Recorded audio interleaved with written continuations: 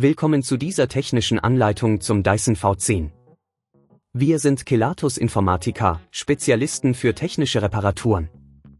Wir holen dein Gerät direkt bei dir zu Hause ab, führen eine kostenlose Diagnose durch und schicken dir einen Kostenvoranschlag, bevor wir reparieren.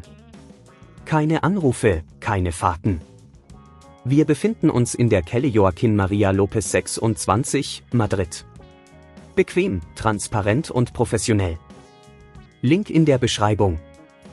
Wenn dein Dyson V10 komische Geräusche macht, kann das auf einen defekten Motor hinweisen.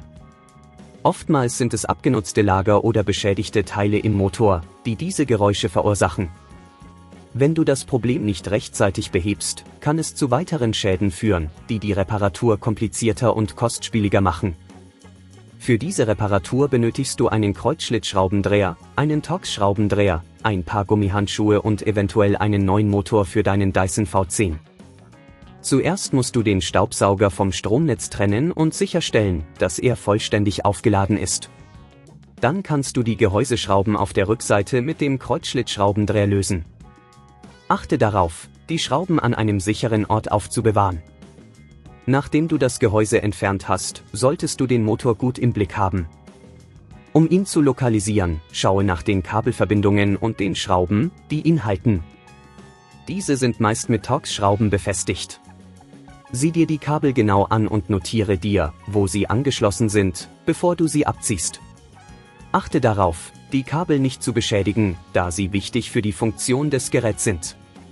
Um den alten Motor zu entfernen, musst du die Schrauben lösen und den Motor vorsichtig herausziehen.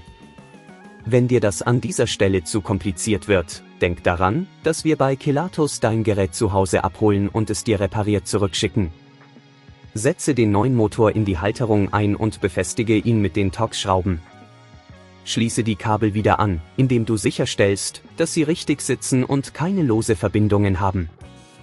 Bevor du das Gehäuse wieder anbringst, teste den neuen Motor kurz, um zu sehen, ob alles ordnungsgemäß funktioniert. Wenn alles gut aussieht, schraube das Gehäuse wieder fest. Um zu verhindern, dass das Problem erneut auftritt, solltest du deinen Dyson regelmäßig warten und die Filter reinigen. Achte darauf, ihn nicht übermäßig zu belasten und ihn richtig zu lagern, um Schäden zu vermeiden. Wenn du kein Risiko eingehen willst, bei Kelatos holen wir dein Gerät ab, reparieren es und liefern es dir nach Hause, deutschlandweit. Link in der Beschreibung.